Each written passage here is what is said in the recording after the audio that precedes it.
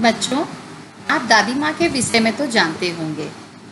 सभी की दादी माँ हैं। सभी अपने अपने बच्चों को कहानियाँ सुनाती हैं, है ना। दादी माँ क्यों प्रसिद्ध हैं? क्योंकि दादी माँ का हमारे जीवन में एक अलग ही रोल है। दादी माँ सबसे अलग होती है। दादी माँ अनूठी होती है। दादी माँ निराली होती है। दादी माँ मम्मी से भी ज़्यादा अधिक प्यार करती है। इसी पर हमारी आज की पाठ है दादी माँ। दादी माँ को लिखने वाले लेखक हैं डॉक्टर शिव प्रसाद सिंह। डॉक्टर शिव प्रसाद सिंह का जन्म 19 अगस्त 1928 में हुआ और उनकी मृत्यु 28 सितंबर 2008 में हुई। ये हिंदी के प्रसिद्ध साहित्यकार थे। शिव प्रसाद सिंह एक विद्वान साहित्यकार थे जिनकी बौद्धिकता, तार्किकता और विलक्षण प्रतिभा संपन्नता ने प्रारंभ से ही हिंदी साहित्य को आंदोलित किया है। डॉक्टर शिव प्रसाद सिंह ने हिंदी की उपन्यास, कहानी, निबंध और आलोचना जैसी लगभग सभी गद्य विधाओं में रचनाएं की हैं। तो हमारी पाठ है दादी माँ।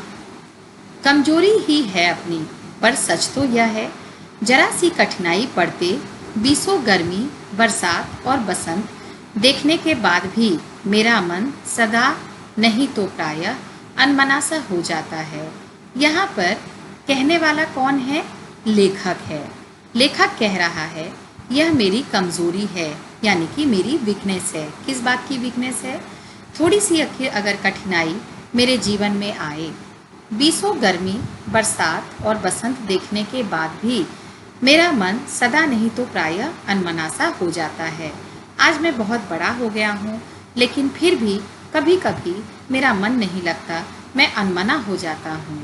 मेरे शुभ चिंतक मित्र मुंह पर मुझे प्रसन्न करने के लिए आने वाली छुट्टियों की सूचना देते हैं और पीठ पीछे मुझे कमज़ोर और जरा सी प्रतिकूलता से घबराने वाला कहकर मेरा मजाक उड़ाते हैं। सही बात है, जो शुभचिंतक हैं उनका मुंह पर तो कहते हैं आने वाली छुट्टियां हैं, प्रसन्न हो जाओ। छुट्टियों में हम कहाँ जाते हैं? दादी माँ से मिलने जाते हैं। इसलिए वे लोग कहते थे अब प्रसन्न हो जाओ, छुट्टियां आने वाली हैं, लेकिन वही पीठ पीछे बुराई करते और मजाक उड़ाते कि देखो थोड़े समय में ही यह घबरा गया। मैं सोचता हूँ यहाँ मैं कौन है? यहाँ पाठ के लेखक हैं। अच्छा, अब कभी उन बातों को ना सोचूंगा। ठीक है, जाने दो, सोचने से होता ही क्या है। पर बरबस मेरी आंखों के सामने, बरबस मतलब जबरदस्ती ना चाहते हुए भी मेरी आंखों के सामने शरद की शीत किरणों के समान स्वच्छ शीतल किसी की धुंधली छाया नाच उठती है। यहाँ आप अंडरलाइन कर लीजिए, धुंधली छाया। धुंधली छाया किसकी नाच उठती है? कोई तो अवश्य है जो शरद ऋतुओं में से एक ऋतु है शरद ऋतु। इन ऋतु में लेखक के मन में बार बार किसी की धुंधली छाया नाच उठ रही है। लेखक को किसी की याद सता रही है। किसकी है वो याद? मुझे लगता है जैसे क्वार के दिन आ गए हैं। क्वार कौन सा महीना होता है? क्वार का बादल थोथा होता है जो सिर्फ आवाज़ें करता है। तेज बारिश नहीं होती, परेशान सी मौसम होती है, ना उसमें बारिश होता है और ना ही मौसम अच्छा रहता है।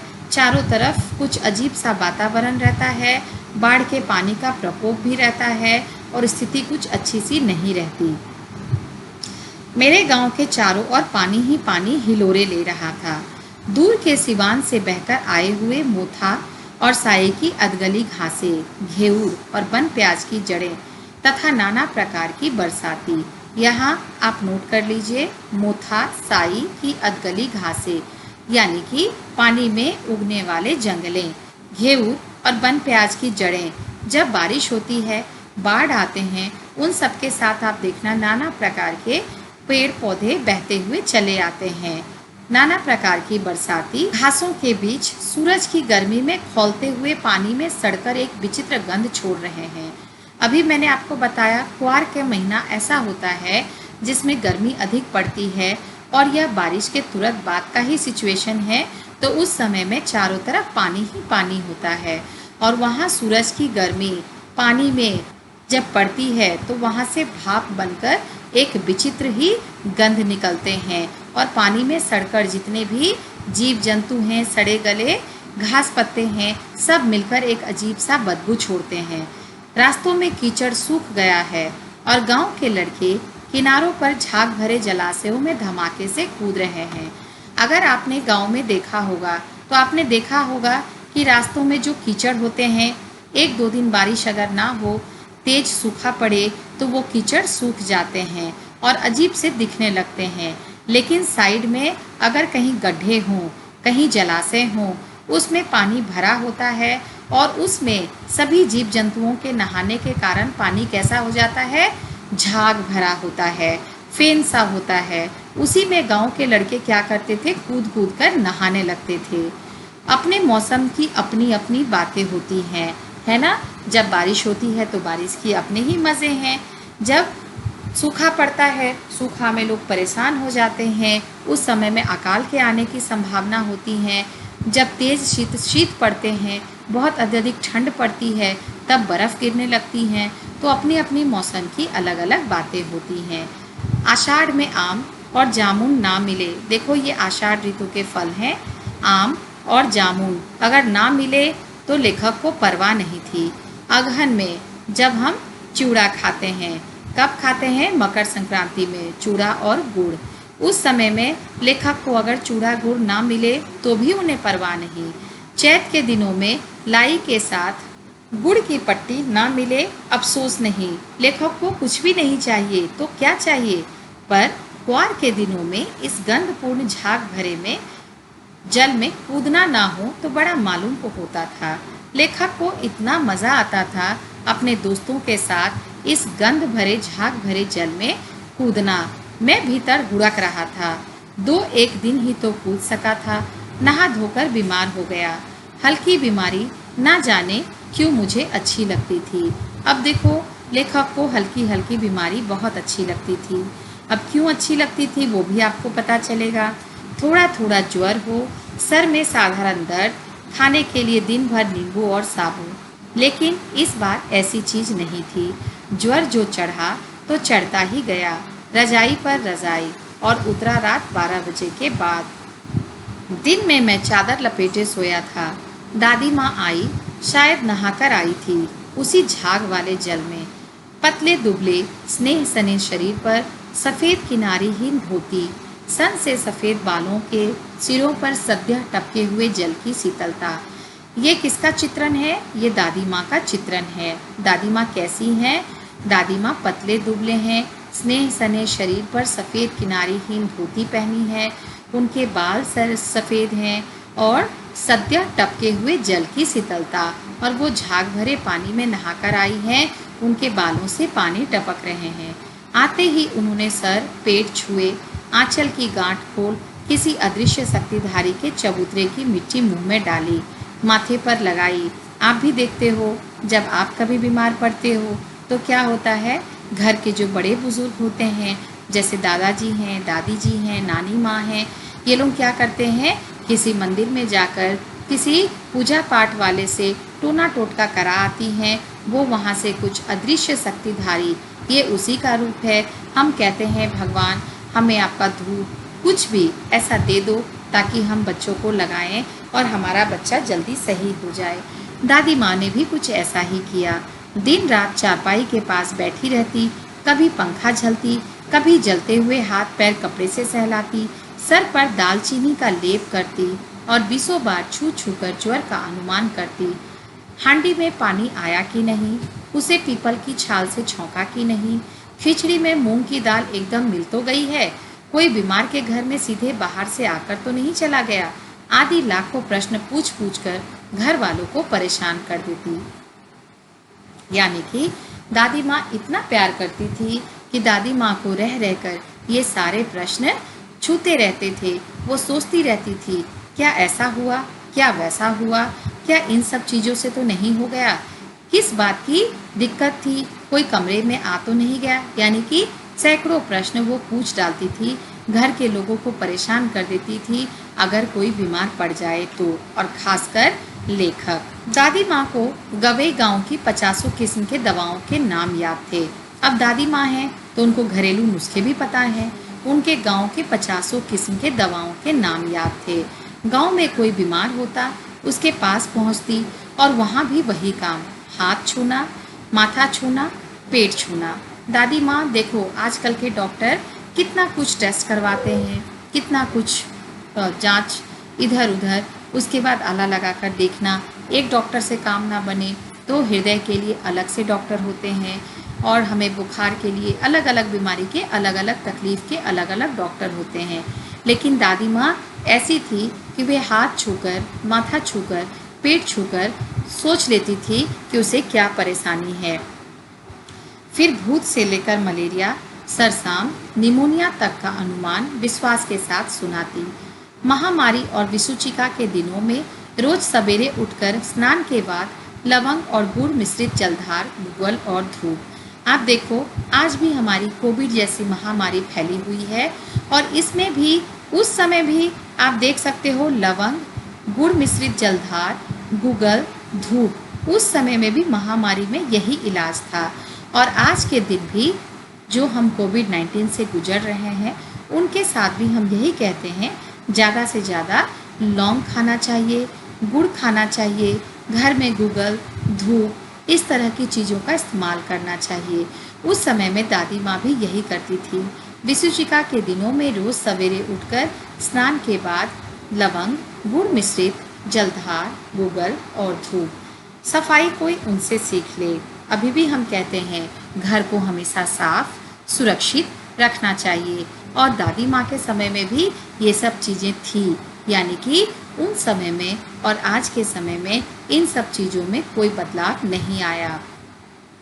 दवा में देर होती, मिश्री या शहद खत्म हो जाता, चादर या गिलाफ नहीं बदले जाते तो वे जैसे पागल हो जाती।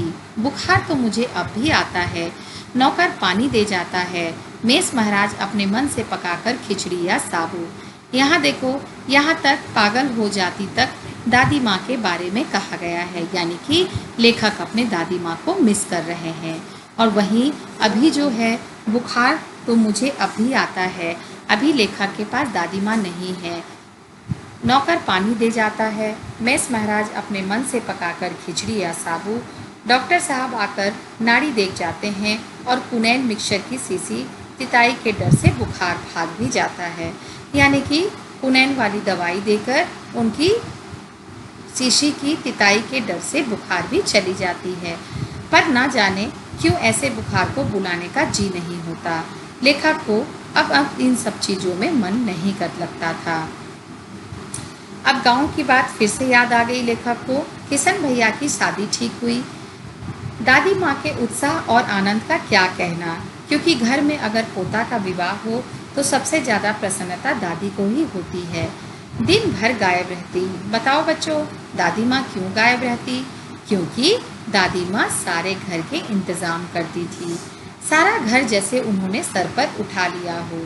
पड़ोसीने आती, बहुत बुलाने पर दादी माँ आती।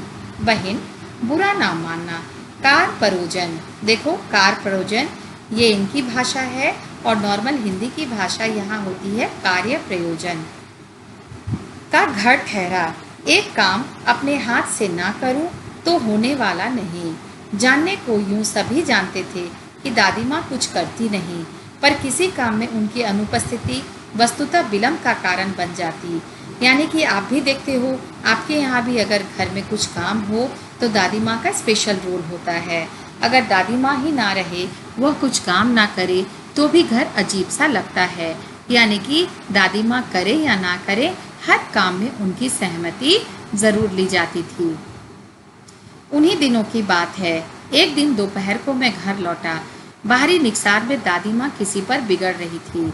देखा, पास के कोने में दुक्की रामी की चाची खड़ी है। अब ये दूसरा पात्र है। सोना होगा धन्नो, रुपए में सूद के आज दे दे। तेरी आंख में तो शर्म है नहीं, मांगने के समय कैसी आई थी। पैरों पर नाक रगड़ती फिरी। पैरों पर नाक रगड़ना ये आपके एक मुहावरे हो गए, इसे भी आप अंडरलाइन कर लो। पैरों पर नाक रगड़ना यानी कि मान मनोन्नत करना। किसी ने एक पाई भी ना दी, अब लगी है आजकल करने। फसल में दूंगी, फसल में दूंगी। अब क्या तेरी खातिर दूसरी फसल कटेगी? अब देखो, दादी माँ का एक रूप हमने देखा जो दादी इस तरह सबके ख्याल रखती थी। दूसरा रूप, दादी घर के हर एक काम में भले ही काम ना करे लेकिन उनका अहम रोल होता था। अब तीसरा रूप, दादी दुरामी की चाची को डांट रही है, अपने सूद के पैसे मांग रही है, उसे कह रही है कि तुम्हें शर्म तो है नहीं, जब पैसे मांगने आई थी तो आके नाक रगड़ी, अब पैसे नहीं दे रही है, फसल भी कट गए तो क्या दूसरी फसल में देगी? तो उनका एक रूप ये भी आ गया। दूंगी मालकिन, ये किसने कहा? रामी की चाची ने कहा। रामी की चाची रोती हुई दोनों हाथों से आंचल पकड़े दादी माँ के पैरों की ओर झुकी। बिटिया की शादी है, आप ना दया करेंगी तो उस बिचारी का निस्तार कैसे होगा? हट हट, अभी नहा के आ रही हूँ। दादी माँ पीछे हट गई। जाने दो दादी, मैंने इस अप्रिय प्रसंग को हटाने की गरज से कहा। बेचारी गरीब है, दे देगी कभी। चल चल, चला है समझाने। मैं चुपके से आंगन की ओर चला गया। कई दिन बीत गए, मैं इस प्रसंग को एकदम भूल सा गया। एक दिन रास्ते में रामी की चाची मिली। वह दादी को पूतो फलो दूधो नहाओ का आशीर्वाद दे रही थी। आप इसे भी अंडरलाइन कर लें। पूतो फलो दूधो नहाओ, इसका अर्थ क्या है? आपके घर पुत्र ही पुत्र हो और सदा आप प्रसन्न और स्वस्थ रहो। तो इस तरह का आशीर्वाद दे रही थी। मैंने पूछा, यहाँ मैंने कौन है? लेखक। क्या बात है धन्नो चाची? तो उसने बिहल होकर कहा, उरीन हो गई बेटा। उरीन मतलब जिसके कर्ज माफ हो गए हों, अंडरलाइन करो। उरीन, जिसके कर्ज माफ हो गए हों। भगवान भला करे हमारी मालकिन का। कल ही आई थी, पीछे का सभी रुपया छोड़ दिया। अभी हमने दादी का कैसा रूप देखा था? दादी गुस्से में थी और पैसे मांग रही थी, परंतु अब हम दादी का फिर से कौन सा रूप देख रहे हैं कि दादी ने उनके सारे पैसे माफ कर दिए। ऊपर से 10 रुपए का नोट देकर बोली, देखना धन्नो, जैसे तेरी बेटी वैसी मेरी, 10-5 के लिए हंसाई ना हो। देवता है बेटा, देवता। उस रोज तो बहुत डांट रही थी। मैंने पूछा, वह तो बड़े लोगों का काम है बाबू, रुपया देकर डांटे भी ना तो लाभ क्या? मैं मन ही मन इस तर्क पर हंसता हुआ आगे बढ़ गया। क्यों? क्योंकि लेखक अभी छोटे थे, उन्हें यह बात समझ में नहीं आई। किशन के विवाह के दिनों की बात है। विवाह के 4-5 रोज पहले से ही औरतें रात रात भर गीत गाती हैं। विवाह की रात को अभिनय भी होता है। यह प्रायः एक ही कथा का हुआ करता है। उसमें विवाह से लेकर पुत्रोत्पत्ति तक के सभी दृश्य दिखाए जाते हैं। सभी पाठ औरतें ही करती हैं। अब यहाँ पर विवाह प्रसंग है और घर में सभी औरतें अभिनय करती हैं और शादी से लेकर पुत्र उत्पन्न तक की सभी दृश्य औरतें आपस में हिल मिलकर करती रहती हैं। ये सभी मनोरंजन होते हैं। सभी पाठ औरतें ही करती हैं। मैं बीमार होने के कारण बारात में ना जा सका। मेरा ममेरा भाई राघव दालान में सो रहा था। वह भी बारात जाने के बाद पहुंचा था। औरतों ने उस पर आपत्ति की। दादी माँ बिगड़ी, लड़के से क्या पर्दा, लड़के और ब्रह्मा का मन एक सा होता है। मुझे भी पास ही के एक चारपाई पर चादर उड़ाकर दादी माँ ने चुपके से सुला दिया था। बड़ी हंसी आ रही थी। सोचा कहीं जोर से हंस दूं, भेद खुल जाए तो निकाल बाहर किया जाऊंगा, पर भाभी की बात पर हंसी रुक ना सकी और मैं भांडाफोड़ हो गया। भांडाफोड़ को अंडरलाइन करो। भांडाफोड़ का अर्थ है भेद खुल जाना। देवू की माँ ने चादर खींच ली। कहो दादी, यह कौन बच्चा सोया है? बेचारा रोता है शायद, दूध तो पिला दूं। अब यहाँ देखो, ये भाभी लोग, ये औरतें जो थी, सब ने उनकी खिंचाई करनी शुरू की। हाथापाई शुरू हुई। दादी माँ बिगड़ी, लड़के से क्यों लगती हो? सुबह रास्ते में देवू की माँ मिली। कल वाला बच्चा भाभी। मैं वहाँ से जोर से भागा और दादी माँ के पास जा खड़ा हुआ। वस्तुतः किसी प्रकार का अपराध हो जाने पर जब हम दादी माँ की छाया में खड़े हो जाते, अभय दान मिल जाता। अभय दान का अर्थ है सारे गुनाह माफ हो जाना। स्नेह और ममता की मूर्ति दादी माँ एक एक बात आज कैसी कैसी मालूम होती है। परिस्थितियों का वात्या चक्र जीवन को सूखे पत्ते सा कैसा नचाता है, इसे दादी माँ खूब जानती थी। दादा के मृत्यु के बाद से ही वे बहुत उदास रहती। संसार उन्हें धोखे की टट्टी मालूम होता। दादा ने उन्हें स्वयं जो धोखा दिया, वे सदा उन्हें आगे भेजकर अपने पीछे जाने की झूठी बात कहा करते थे। दादा की मृत्यु के बाद कुकुर मुत्ते की तरह बढ़ने वाले, मुंह में राम बगल में छुरी वाले दोस्तों की शुभचिंता ने स्थिति और भी डवाडोल कर दी। कुकुर मुत्ते की तरह बढ़ने वाले, ये आपके मुहावरे हैं, इसको भी आप अंडरलाइन कर लो। मुंह में राम बगल में छुरी, यानी कि सामने से अच्छा बोलना और पीठ पीछे उनकी चुगलियां करना। दादा के श्राद्ध में दादी माँ के मना करने पर भी पिताजी ने जो अतुल संपत्ति व्यय की, वह घर की तो थी नहीं। यानी कि उस समय में दादी माँ ने इतने सारे कर्ज लोगों को दे रखे थे कि किसी ने उनको वापस नहीं किए। और उसके बाद जब दादाजी की अचानक मृत्यु हो गई तो उन्होंने जो अतुल संपत्ति व्यय की, उन्होंने कर्ज लेकर की। दादी माँ अक्सर उदास रहा करती। माघ के दिन थे, कड़ाके का जाड़ा पड़ रहा था, पछुआ का सन्नाटा पाले की शीत हड्डियों में घुसी पड़ती। देखो, ये ठंडियों का वर्णन है, यानी कि इस तरह की ठंडी पड़ रही थी। शाम को मैंने देखा दादी माँ गीली धोती पहने कोने वाले घर में एक संदूक पर दिया जलाए हाथ जोड़कर बैठी है। उनकी स्नेह कातर आंखों से मैंने आंसू कभी नहीं देखे थे। मैंने बहुत देर तक मन मारे उनके पास बैठा रहा। उन्होंने आंखें खोली। दादी माँ, मैंने धीरे से कहा, क्या है रे, तू यहाँ क्यों बैठा है? दादी माँ, एक बात पूछूं, बताओगी ना? मैंने उनकी स्नेहपूर्ण आंखों की ओर देखा। क्या है, पूछ, तू रोती थी? दादी माँ मुस्कुराई। पागल, तूने अभी खाना भी नहीं खाया ना? चल चल, धोती तो बदल लो दादी माँ, मैंने कहा। मुझे सर्दी गर्मी नहीं लगती बेटा। वो मुझे खींचती रसोई में ले गई। सुबह मैंने देखा चारपाई पर बैठे पिताजी और किशन भैया मन मारे कुछ सोच रहे हैं। दूसरा चारा ही क्या है। बाबू बोले, रुपया कोई देता नहीं, कितने के तो अभी पिछले भी बाकी हैं। वे रोने रोने से हो गए। अब स्थिति आपको समझ में आ गई होगी, क्योंकि दादी माँ परेशान थी। दादाजी जो चले गए थे, घर की तो संपत्ति थी नहीं, उन्होंने भी कर्ज लेकर दादाजी के कार्य किए, उनके संस्कार कार्य किए, परंतु अब सब लोग उनसे पैसे मांग रहे हैं। दादी के पास पैसे नहीं हैं, किशन भैया के पास पैसे नहीं हैं। अब सब सोच रहे हैं क्या किया जाए। रोता क्यों है रे? दादी माँ ने उनका माथा सहलाते हुए कहा। मैं तो अभी हूँ ही। उन्होंने संदूक खोलकर एक चमकती सी चीज निकाली। तेरे दादा ने यह कंगन मुझे इसी दिन के लिए पहनाया था। उनका गला भर आया। मैंने इसे पहना नहीं, इसे सहेज कर रखती आई हूँ। यह उनके वंश की निशानी है। उन्होंने आंसू पोंछकर कहा।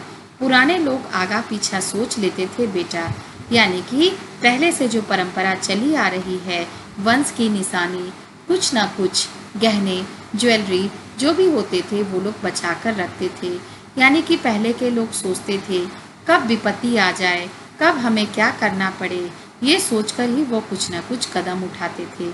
सचमुच मुझे दादी माँ साप भ्रष्ट देवी सी लगी। दादी माँ लगी कि ऐसी देवी है जिनके ऊपर कोई भी पाप लगा ही ना हो।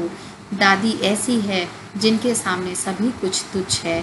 धुंधली छाया विलीन हो गई। अभी तक हमने उस धुंधली छाया के बारे में बच्चों हमने पढ़ा, लेकिन अब वो धुंधली छाया चली गई, लेखक के मन पर बहुत सारे छाप छोड़ गई। मैंने देखा दिन काफी चढ़ आया है। पास के लंबे खजूर के पेड़ से उड़कर एक कौवा अपनी घिनौनी काली पांखें फैलाकर मेरी खिड़की पर बैठ गया। हाथ में अब भी किशन भैया का पत्र कांप रहा है। काली चींटियों सी कतारें धूमिल हो रही हैं, अर्थात काली चींटियों की कतारें। जो हमारे पूर्व में बीती हुई बातें हैं, वे वैसे ही चलती चली जा रही थी। आंखों पर विश्वास नहीं होता। मन बार बार अपने से ही पूछ बैठता है, क्या सचमुच दादी माँ नहीं रही? यानी कि दादी माँ आज नहीं है। लेखक के हाथ में यह चिट्ठी मिलते ही दादी माँ ने सब कुछ सोच लिया और अपनी दादी के पात्र में परिचित में खो गए।